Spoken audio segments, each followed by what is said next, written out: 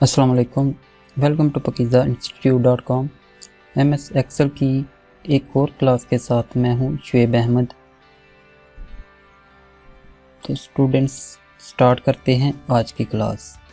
MS Excel सीखने का student सबसे बड़ा जो बेनिफिट वो ये है कि इससे आप किसी भी टाइप की डेटा एंट्री की जॉब ईज़िली हासिल कर सकते हो और काम कर सकते हैं। इसके अलावा आप ऑनलाइन फ्रीलांसिंग भी कर सकते हो। तो आज की क्लास में हम फाइल टैब के अंदर सेव एंड सेव एज के बारे में पढ़ेंगे। उससे पहले मैं आपको बताता हूँ कि यहाँ पे न्यू पे क्लिक करें तो ये देखिए एक ब्लैंक वर्कबुक ओपन होती है एंड ये कुछ 7 टेम्पलेट्स बने हैं, आप इनको भी यूज़ में ले सकते हो। फॉर एग्ज़ाम्पल आपने अगर किसी कंपनी का बिलिंग स्टेटमेंट क्रिएट करना है तो जस्ट आप यहाँ बिलिंग स्टेटमेंट का जो टेम्पलेट बना है इसी को लेके यहाँ पे एडिटिंग कर सकते हैं। ये देखें, उससे भी आप ऐसा बना सकते हैं। ये मैं आपको आने वाली क्लासेस में बताऊँगा। वापस आते हैं फाइल टैब पे।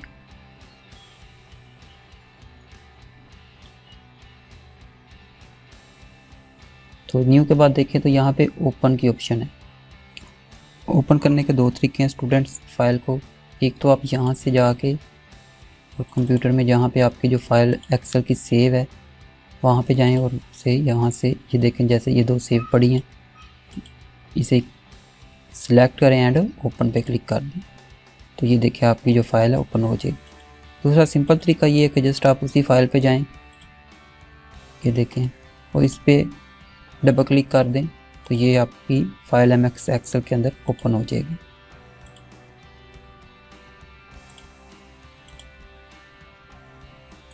उसके बाद स्टूडेंट्स देखें तो सेव की ऑप्शन है। उससे पहले हम सेव एज की ऑप्शन पढ़ेंगे। फॉर एग्जांपल ये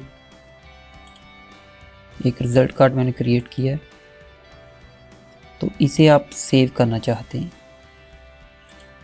तो सेव एज पे आएंगे। उसके बाद जहाँ पे आप इसको सेव करना चाहते हैं मैं डेस्कटॉप पे रखूँगा और इसका नाम यहाँ पे आप टैप कर सकते हैं। मैं इसका रिज़ल्ट कार्ड 2 रख देता हूँ क्योंकि रिज़ल्ट कार्ड के नाम से एक पहले ही फाइल हमारी डेस्कटॉप पे सेव है। उसके बाद देखें तो सेव एज टाइप, यहाँ पे आप क्लिक करें तो आपके सामने ये मुख्तलिफ़ किस्म की ऑप्शन शो होंगे कि आप किस फॉर्मेट में इसे सेव करना चाहते हैं। PDF की ऑप्शन ये देखें दी हुई है। तो यहाँ पे आए तो ये 4 ऑप्शन एक्सेल 2019 एंड 2003 वर्कबुक की ऑप्शन दी हुई है कि अब ये मैं MS 2019 यूज़ कर रहा हूँ।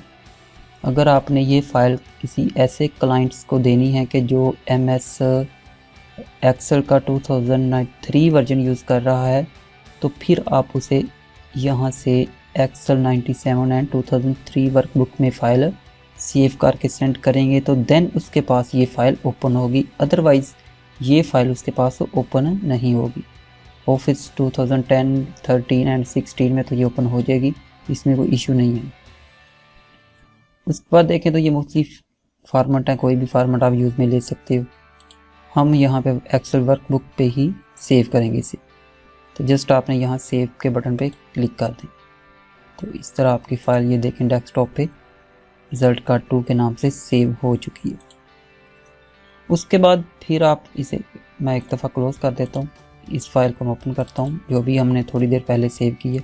अब मज़ीद आप इसमें काम करते हो। फॉर एग्ज़ाम्पल जैसे ये 7 स्टूडेंट्स का डेटा इंटर है, अगर आप ये 10 का इंटर कर देते हो तो फिर आपने दोबारा सेव एज यूज़र उसी वक्त करना है जब आप इस फाइल को किसी और नाम से सेव करना चाहते हो या इसकी डुप्लीकेट एक रखना चाहते हो। फॉर एग्जांपल ये रिज़ल्ट कार्ड 2 के नाम से सेव है, मैं इसे फिर जब सेव करूँ तो रिज़ल्ट कार्ड 3 के नाम से सेव कर सकता हूँ, मतलब कि इसकी एक डुप्लीकेट बन जाएगी। लेकिन अगर आप इसे इसी नाम में सेव करना चाहते हैं, इसी फाइल में आपने डेटा एंटर किया और चाहते हैं कि इसी फाइल के अंदर ये डेटा सेव हो जाए तो फिर आपने जस्ट यहाँ पर डेटा एंटर करना, देन फाइल टैब पे आना है तो जस्ट सेव पे क्लिक कर देना है या फिर सिंपल कीबोर्ड से Ctrl+S प्रेस कर देंगे तो आपका डेटा आपकी फ़ाइल के अंदर सेव हो जाएगा। उसके लिए दोबारा आपको सेव एज़ यूज़ करने की ज़रूरत नहीं है।